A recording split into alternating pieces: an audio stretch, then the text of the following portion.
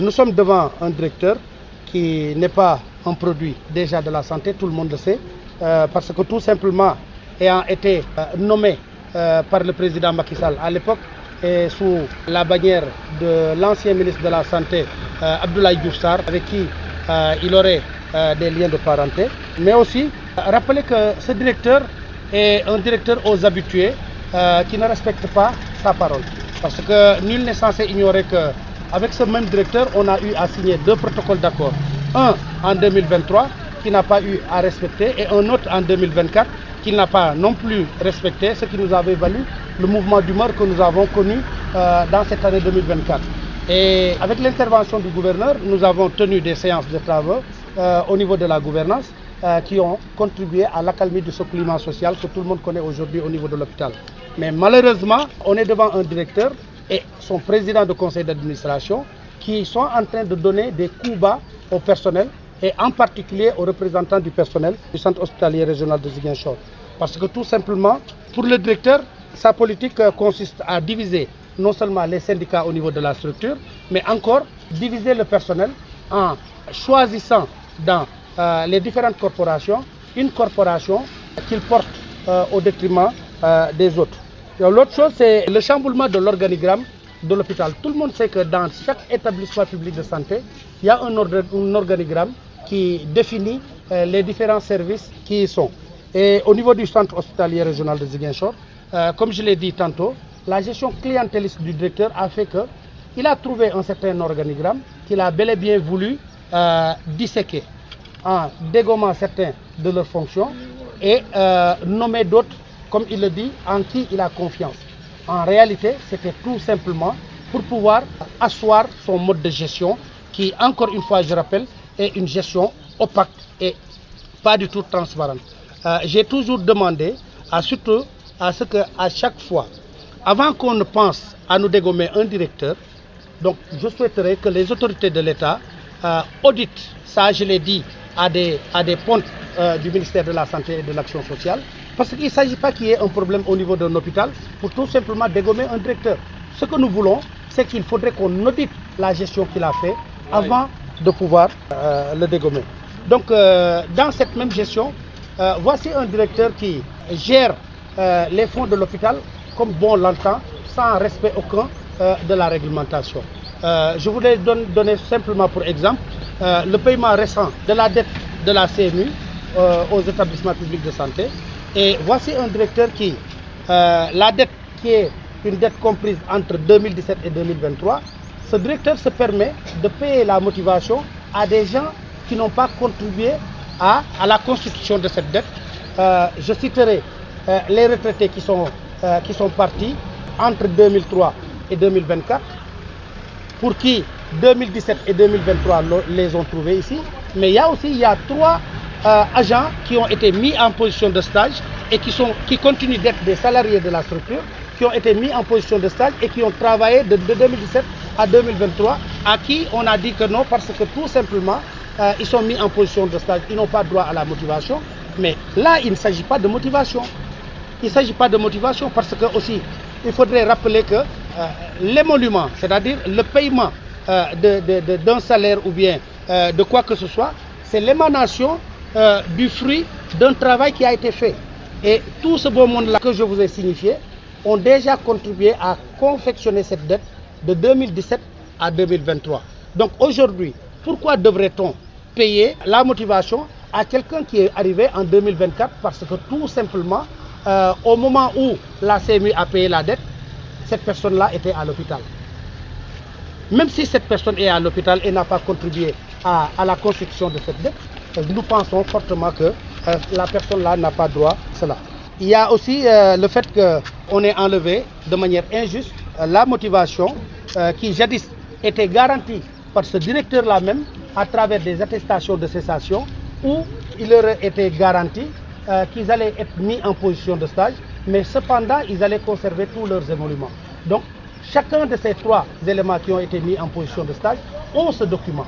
D'ailleurs, incessamment, nous allons déposer une réclamation auprès de l'inspecteur du travail assortie d'une demande d'arbitrage afin qu'il nous dise par rapport à ce que la réglementation du travail dit et que le directeur, ayant foulé au pied ce que la réglementation du travail a dit, en nous octroyant des attestations de cessation assorties d'une garantie de conserver nos émoluments. Parce que, tout simplement, je rappelle que ces éléments n'ont pas été à la formation de leur propre chef. Parce qu'il y a une convention qui lie l'hôpital, d'une part, avec l'Institut Santé Service de Ziguinchor et d'autre part, ISPS de Ziguinchor. Et c'est dans ce cadre que la commission des ressources humaines a envoyé 3 des éléments aller bénéficier des fruits de cette convention. Et le directeur avait garanti, malgré l'avis du directeur des ressources humaines de la structure, qui lui avait dit que ce n'était pas réglementaire de donner à un élément qui est mis en position de stage autre chose que son salaire. Mais le directeur a pris le soin sur lui d'adresser des attestations garantissant non seulement la mise en position de stage, mais garantissant le fait de devoir conserver ses émoluments par rapport à ses agents. Donc je ne saurais terminer sans revenir sur le président du conseil d'administration. Parce que j'estime que le président du conseil d'administration n'est pas à la hauteur des charges qui lui ont été confiées. C'est un président du conseil d'administration qui confond la politique et la gestion d'un établissement public de santé. À chaque fois, il est habitué en plein conseil d'administration de dire que oui, vous savez, nous, on est des politiques. Et à chaque fois, je lui ai rétorqué que, monsieur le président, avec tout le respect que je vous dois, ce n'est pas la politique qui gère l'hôpital. Mais ce président, je crois que c'est l'appel que je voudrais faire à l'endroit du président de la République, de monsieur le Premier ministre et le ministre de la Santé, c'est que je pense qu'aujourd'hui, Ziguinchor mériterait mieux qu'un président de conseil départemental qui ne connaît pas quels sont ses rôles. Parce que voici un président pour qui, je l'ai dit tout à l'heure, tout est politique. Il a même tenté de révoquer le représentant du personnel au conseil d'administration en pleine séance lors du dernier conseil d'administration du 27 juin 2024. Et pourtant, le représentant du personnel lui avait clairement notifié qu'il n'en avait ni la légitimité, ni le droit, encore moins le pouvoir de révoquer un membre du conseil d'administration de ses fonctions. Tout simplement parce que le représentant du personnel, au même titre que le président du conseil départemental qui a été élu par la population de Ziguinchor, le représentant du personnel a été élu par ses pairs travailleurs au niveau de la structure. Et le président de la République, sachant que c'était lui, le président du conseil départemental, qui a été élu, et que c'est le représentant du personnel, M. Tel, qui a été élu par ses pairs au niveau de l'hôpital régional de Ziguinchor, a tout bonnement pris un décret qui a mis en place le conseil d'administration du centre hospitalier régional de Ziguinchor et ayant fait de ces gens-là des administrateurs de la structure. Comment un administrateur qui bénéficie du même décret de nomination peut-il révoquer un de ses membres? Si je rentre dans le fonctionnement du conseil d'administration, voici un président du conseil d'administration qui pense et qui gère l'hôpital régional de Ziguinchor telle une dictature. Parce que tout simplement, quand on va au conseil d'administration, tout le monde sait qu'un conseil d'administration démarre avec la lecture de l'ordre du jour. Et on demande s'il y a des amendements. Voici que le représentant du personnel fait 3 amendements que le président à lui seul a débouté sans avoir demandé au préalable l'avis des membres du conseil d'administration. Comme si à lui seul il était conseil d'administration. Donc la gestion dictatoriale, PCA doit revoir aussi, je voudrais l'appeler, parce que en dehors de ces faits qui se sont déroulés lors du dernier conseil d'administration, le représentant du personnel a adressé une correspondance de réclamation au président du conseil d'administration et au directeur pour demander la mise à disposition de documents administratifs concernant certaines nominations au niveau de la structure. Et le directeur, le PCA était ampliataire du document, mais dans la réponse du directeur, il me renvoie au président du conseil d'administration. Alors qu'il n'avait même pas besoin de me renvoyer vers le président du conseil d'administration parce que tout simplement le président du conseil d'administration n'est pas plus légitime ni plus légal que moi. C'est un administrateur comme moi. Vous voyez, j'ai essayé d'en parler au président du conseil d'administration qui, ne connaissant pas quel est son rôle, me demande de ne pas lui mettre de la pression et il a même utilisé des gros mots vis-à-vis de moi Je lui ai tout bonnement raccroché au nez pour lui montrer que ce que vous m'avez dit, vous n'avez pas le droit de me dire, et je l'ai raccroché au nez. Maintenant, je rappellerai aussi que le directeur de l'hôpital régional de Ziguinchor disait qu'il avait hérité d'un hôpital financièrement malade. Au même moment où il disait qu'il a hérité d'un hôpital financièrement malade et que le conseil d'administration lui ait donné l'ordre de ne plus prendre des décisions sans passer par le conseil d'administration, voici un directeur qui s'est permis non seulement de procéder à des nominations sans pourtant que cela passe par le comité technique d'établissement, CTE, encore moins par le conseil d'administration. Et grande a été notre surprise, et ça, je tirerai une bouée rouge à l'ancien président du conseil d'administration de l'hôpital régional de Ziguinchor, ancien président du conseil départemental, qui à 2 reprises a signé 2 extraits de délibération avec faux et usage de faux. Le premier extrait de délibération, c'était l'extrait de délibération qui a octroyé le centre d'état civil secondaire que vous voyez à l'intérieur de l'hôpital. Il n'y a jamais un conseil d'administration où ce point a été porté à l'ordre du jour, encore moins où il y a eu des recommandations par rapport à ça. Le second extrait de délibération qu'il a produit, c'est un extrait de délibération concernant la nomination d'un des assistants du directeur.